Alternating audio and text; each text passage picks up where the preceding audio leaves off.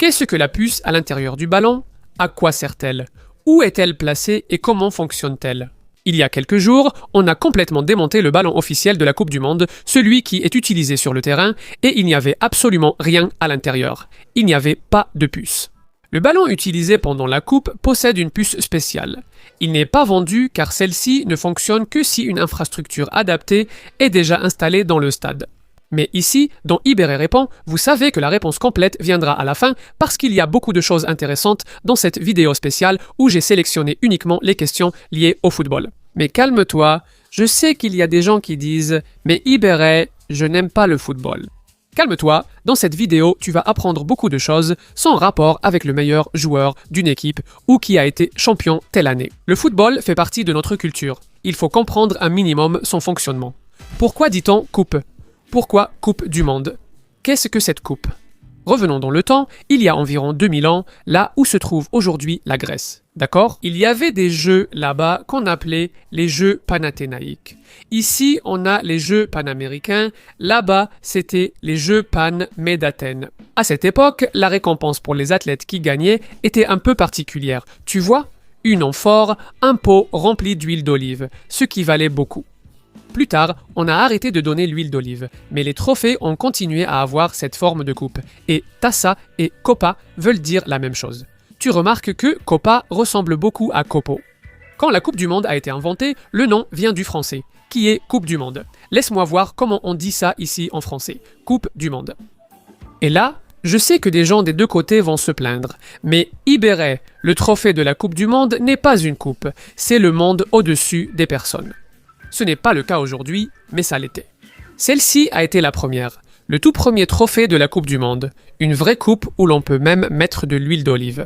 La coupe Jules Rimet, remportée définitivement par le Brésil, a ensuite été volée. On a une vidéo dédiée à ce sujet, mais j'ignore si elle sort avant ou après celle-ci. Sinon, elle sortira bientôt. Aujourd'hui encore, certains tournois sont appelés coupes, comme la Copa Libertadores. Je ne sais même pas si ce nom est toujours utilisé, ça change souvent.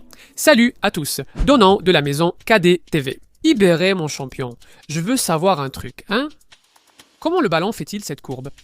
Ibéré, peux-tu m'expliquer la physique d'un but olympique? Comment le ballon part-il du corner pour faire une telle courbe et finir dans le but?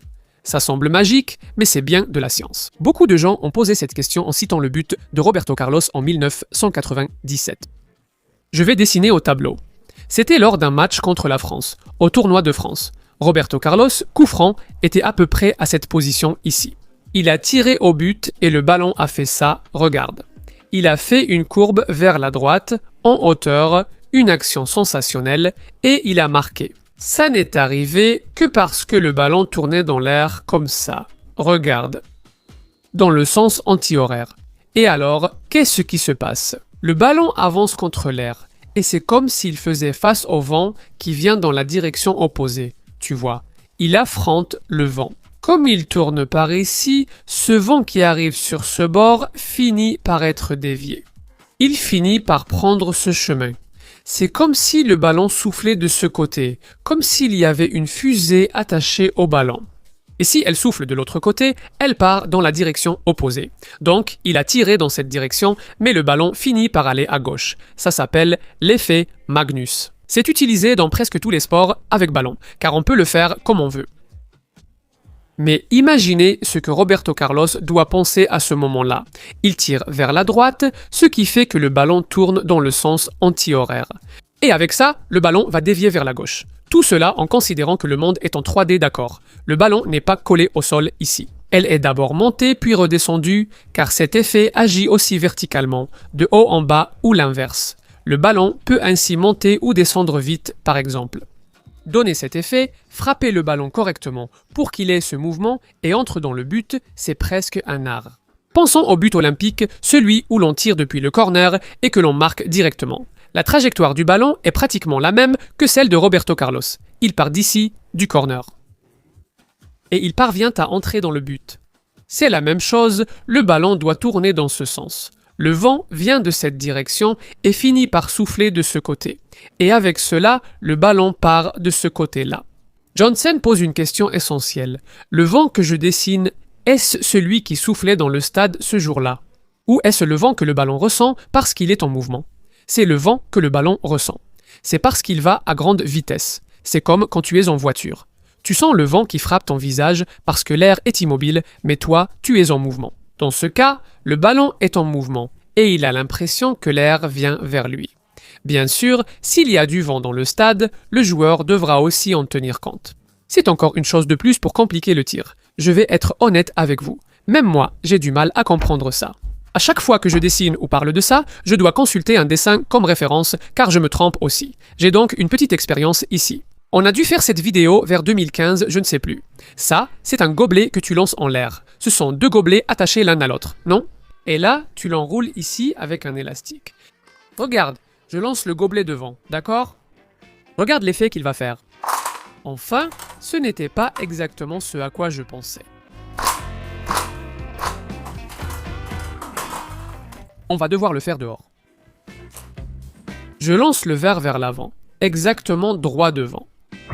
Mais à cause de cet effet, comme il tourne en arrière, il a tendance à monter. Maintenant, je vais essayer le tir avec effet, d'accord? Je vais lancer le verre vers l'avant, mais mon idée, c'est qu'il dévie vers la gauche parce qu'il tourne dans le sens anti-horaire. Comme le ballon de Roberto Carlos. Maintenant, dans l'autre sens. Exactement le même effet que le ballon, sauf que là, c'est avec un petit gobelet en plastique. Si tu veux apprendre à le faire, je laisse le lien de la vidéo ici, d'accord? Regarde cette question très intéressante qui vient d'arriver, je ne le savais pas, j'ai dû chercher. Ibéré, le 22 juin 1974, l'Allemagne s'est divisée en deux pendant la Coupe du Monde, l'Allemagne de l'Ouest et l'Allemagne de l'Est. Et pendant cette même Coupe du Monde, l'Allemagne de l'Ouest a joué contre elle-même. Contre l'Allemagne de l'Est, et l'Allemagne de l'Ouest a remporté la Coupe du Monde. Mais ensuite, l'Allemagne s'est réunifiée, et maintenant, l'Allemagne est un seul pays. Elle n'a remporté la Coupe que parce qu'elle a gagné contre elle-même. Comment cela peut-il arriver alors qu'une Allemagne a gagné et l'autre a perdu? Allons-y. Cette question fait quelques affirmations compliquées. Ce n'est pas tout à fait comme ça. C'est vrai, l'Allemagne a déjà été divisée en deux, mais ce n'était pas pour jouer la Coupe du Monde. Elle s'est divisée en deux juste après la Seconde Guerre mondiale, en 1949. L'Allemagne de l'Ouest, elle était plus liée aux pays européens capitalistes, aux États-Unis, et l'Allemagne de l'Est était communiste, plus proche de l'Union soviétique. Ce n'est pas le football qui a causé la division. À l'époque, il s'agissait de deux pays distincts, comme la Corée du Nord et du Sud aujourd'hui.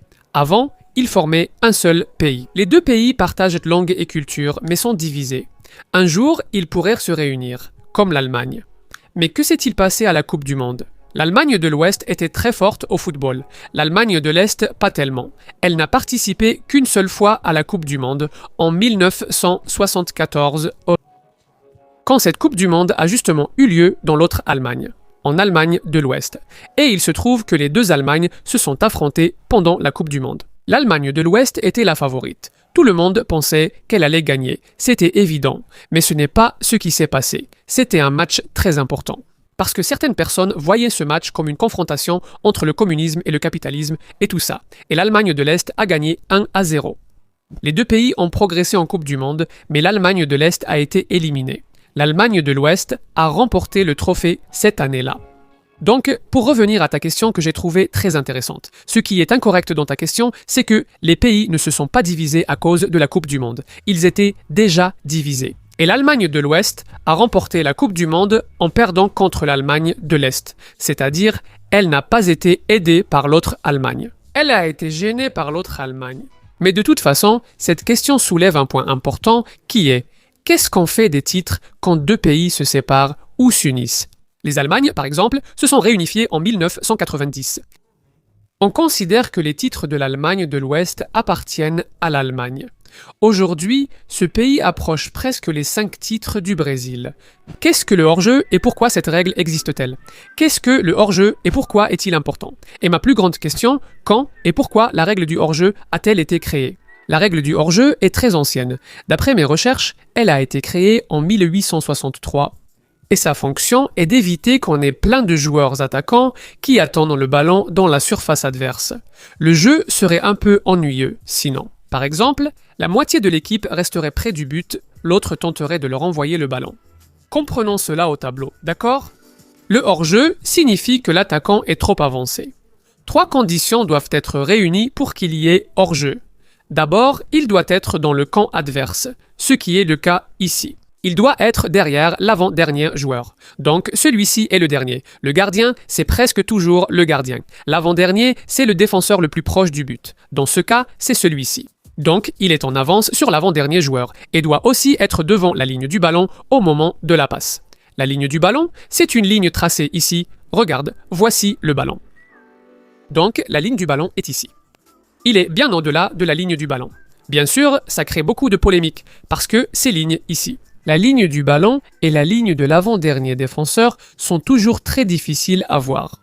En pratique, dans la vie réelle, le juge de touche qui est ici, il n'a pas une vision magique. Il ne peut pas voir toutes les lignes horizontales du terrain. C'est difficile à distinguer. Ça peut aussi arriver avec ce joueur. Il est juste ici, comme ça, tu vois. Sauf qu'il est à 1 millimètre devant la ligne du dernier défenseur. Et il y a toute une série de sous-règles à ce sujet, par exemple. Même action, sauf que cette fois, on a un autre attaquant ici. Et ce collègue passe le ballon ici. Celui-ci est hors-jeu ou pas?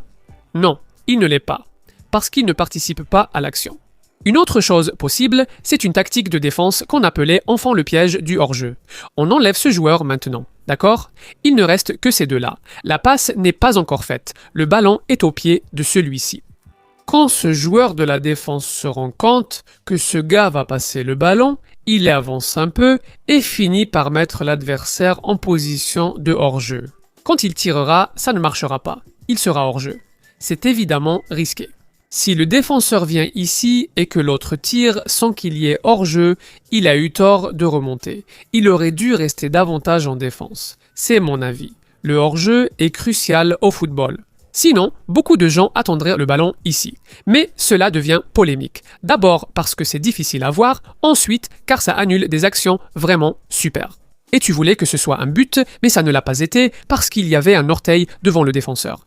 Qui a expulsé San Bernardo du terrain? C'était l'arbitre de touche.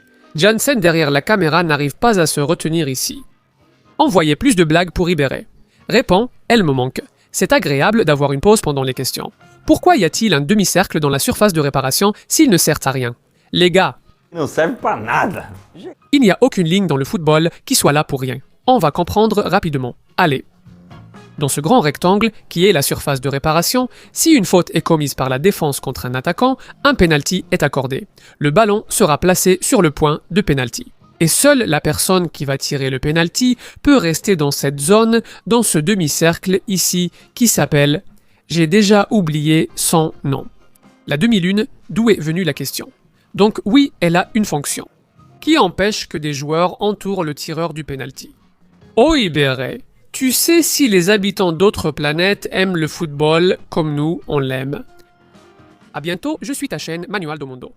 Écoute, oui. Récemment, la NASA a mené une étude sur 139 exoplanètes, qui sont ces planètes hors de notre système solaire, et a découvert que sur 112 d'entre elles, on joue au football, mais de façon différente. Il y a certains endroits où les extraterrestres sont plus forts. Ils jouent avec des pavés, dans les endroits les plus technologiques, on joue généralement avec un disque, et sur les planètes les plus arriérées, là où les gens se disputent souvent, comme chez nous, c'est généralement avec un ballon inspiré des astres, de la planète, de la Lune, etc.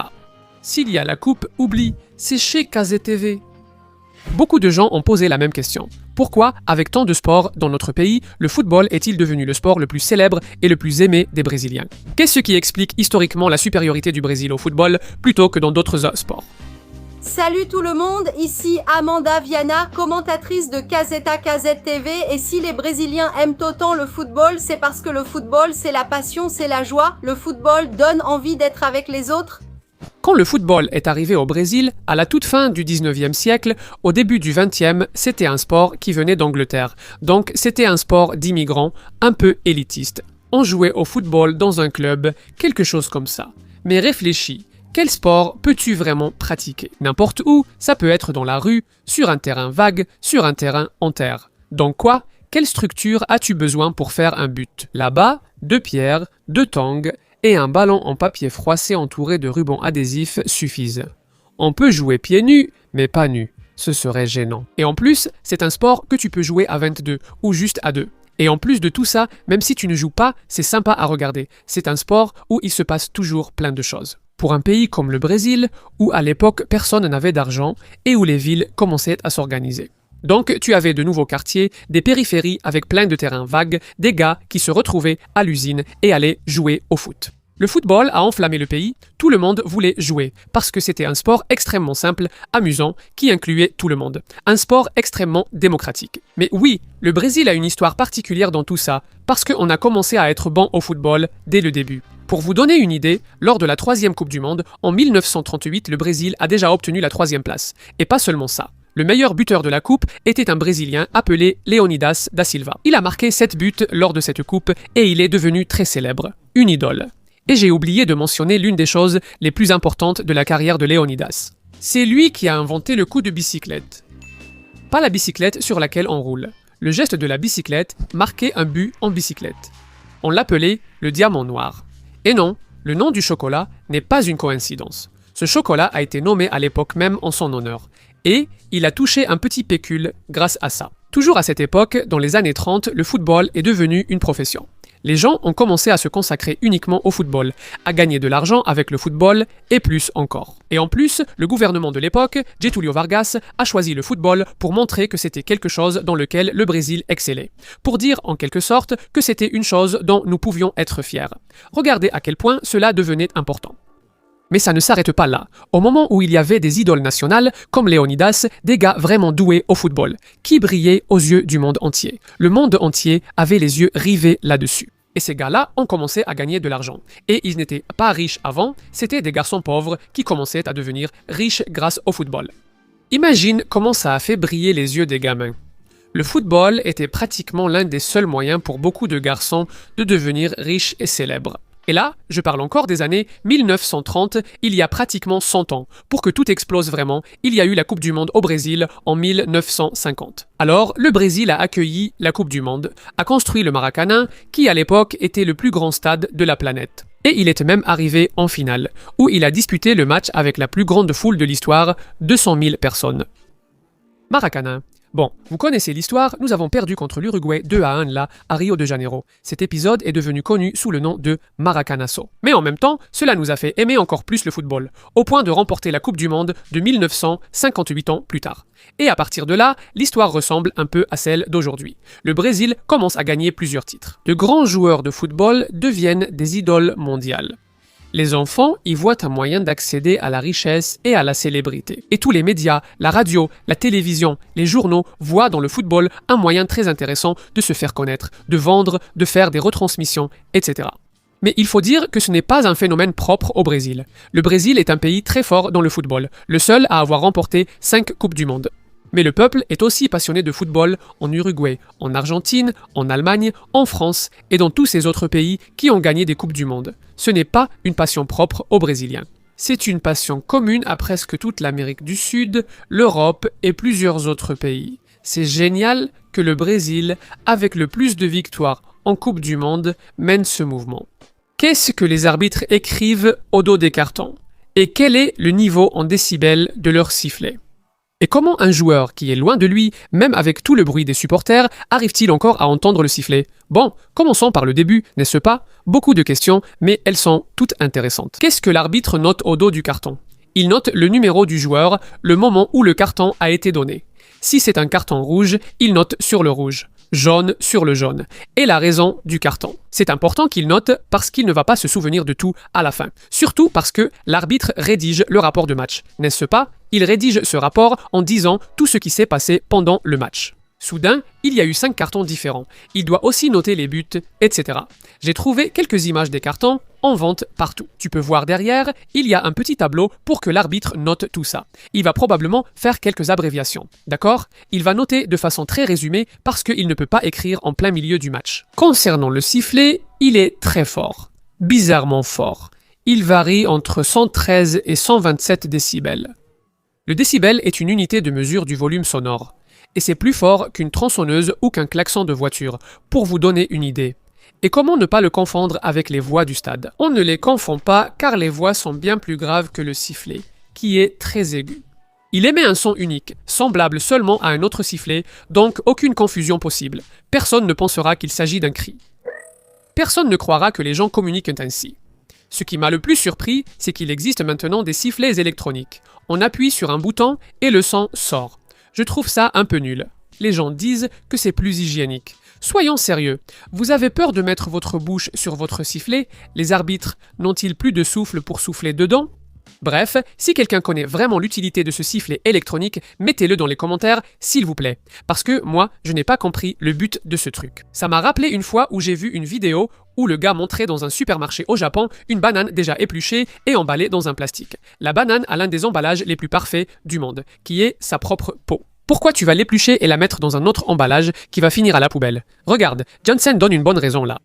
Peut-être que le sifflet électronique passera par le système sonore du stade, ce sera plus audible. Jansen, c'est possible? Je ne sais pas. Ils répondront dans les commentaires. Comment sont faits les dessins sur la pelouse? Par exemple, ces terrains qui sont quadrillés ou rayés avec de l'herbe plus claire et plus foncée.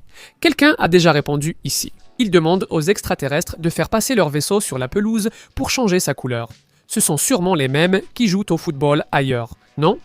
J'ai déjà répondu à cette question dans une autre vidéo, mais allons-y. C'est bon de quadriller, c'est pour l'esthétique, pour que ce soit joli. C'est un peu comme une coupe de cheveux pour donner l'impression que c'est bien entretenu. Il y a un avantage, c'est que ça facilite un peu pour l'arbitre assistant, pour que les supporters comprennent s'il y a eu hors-jeu ou non. Mais ce n'est pas la raison principale. Cet effet, ils l'obtiennent avec la machine qui tond la pelouse. Donc, si tu tonds la pelouse dans un sens, puis dans l'autre sens, en regardant, l'herbe aura un aspect différent. D'accord ? Elle sera un peu peignée d'un côté, peignée de l'autre, et ça va donner cette différence. J'ai toujours voulu connaître les termes exacts. Pourquoi ça s'appelle coup de pied de but, penalty, hors-jeu, but? Comme pour le football, presque tout vient de l'anglais. Football vient de l'anglais football. Pied et balle, celle-là était facile, non? But vient de l'anglais goal. Au début, en anglais, c'était une ligne d'arrivée, généralement dans une course de chevaux. Mais cela fait environ 500 ans qu'on utilise ce mot pour désigner l'endroit où il faut mettre le ballon, l'endroit où le ballon doit arriver. Et peut-être même par dérivation du sport, on utilise goal en anglais quand on veut parler d'objectif. Quel est ton objectif? Tu utilises what is your goal? Le coup de pied de but vient de goal kick, tiro vient du coup de pied et meta de but. Penalty vient de penalty, qui est une pénalité, une punition. Mais le mot qui m'a surpris, que j'ai appris en faisant des recherches pour cette vidéo, c'est dribble, qui vient de l'anglais dribble, qui signifie couler goutte à goutte, dégoûter. Parce que le dribble se fait avec de petites touches, de petits coups sur le ballon, comme si ça goûtait, et ibérait. À quel point le ballon doit-il sortir pour être considéré comme hors limite? J'avais aussi ce doute. Dessinons.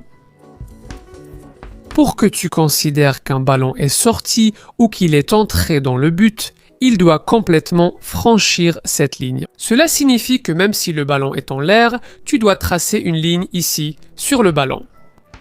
Et cette ligne doit être à l'extérieur de l'autre. En d'autres termes, l'ombre du ballon. Si une lumière venait d'en haut, l'ombre doit complètement dépasser la ligne blanche. Cette règle est compliquée, surtout si le ballon entre dans le but. Et l'ombre du ballon est presque à la fin de la ligne blanche, mais le gardien arrive à la dégager. Ce n'était pas un but.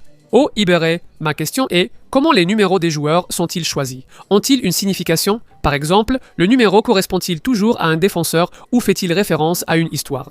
Eh bien, d'abord, les numéros sont là pour faciliter la vie de l'arbitre. Il ne peut pas retenir le nom de tous les joueurs. Il doit essayer de les distinguer l'un de l'autre. Au moment de siffler une faute, il confondait João avec José. Et au début, la règle était stricte. Il y avait 11 joueurs, les numéros devaient aller de 1 à 11. Avant, le gardien portait le numéro 1, puis la numérotation suivait jusqu'au 11 aujourd'hui. Ce n'est plus obligatoire, on peut attribuer n'importe quel numéro. Mais il y a beaucoup de traditions dans ces numéros. Par exemple, le numéro 10 sera toujours le crack, comme Pelé, Messi, Maradona, Marta. Le numéro 1 va presque toujours au gardien titulaire. Le numéro 9 est pour l'avant-centre, comme Ronaldo, Fenomeno, et ainsi de suite. Certains clubs ont pour tradition de retirer des maillots.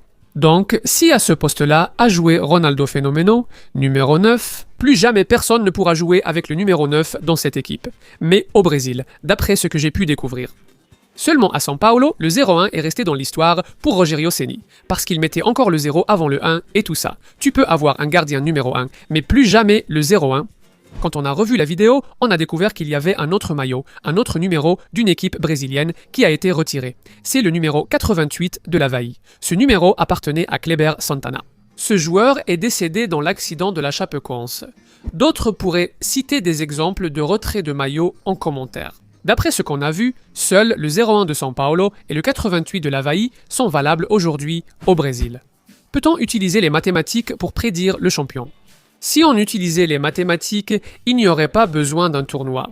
Il suffirait d'analyser les statistiques des derniers matchs pour connaître le champion. Ce qui est génial dans le football, c'est justement cette part d'imprévu. Personne n'aurait imaginé que l'Allemagne de l'Est battrait l'Allemagne de l'Ouest. Personne n'aurait imaginé qu'une équipe jouant à domicile et tout ça allait perdre 7-1. Un simple mal de ventre ou un joueur qui refait ses lacets pendant le match peut changer l'issue, surtout en cas de but contre son camp. Est-ce que ça compte dans le nombre de buts de la carrière du joueur? C'est le genre de question qui, à première vue, paraît bête. Mais ce n'est pas si idiot. On ne peut pas compter cela comme un but dans la carrière du joueur. Sinon, imaginez Pelé. Il était à son 999e but, il lui en manquait un pour atteindre le 1000e. Il lui suffisait de tirer en arrière pour marquer son 1000e but. Mais qu'est-ce qu'un but contre son camp? Ce n'est pas si simple. Ici, encore une fois, on a l'équipe rouge qui attaque l'équipe verte. Donc, l'attaquant des rouges a tiré en direction du but. Le ballon allait entrer dans le but. Il se dirige vers le but. Mais elle est déviée par le joueur vert. Et elle entre quand même dans le but. Est-ce que c'est un but contre son camp? Non, ce n'est pas un but contre son camp. Parce que le ballon allait déjà entrer dans le but. Autre situation. Le joueur attaquant tire le ballon. Il allait sortir, il allait passer à côté. Mais elle touche le joueur de la défense. Et elle entre dans le but. C'est un but contre son camp? Maintenant, oui.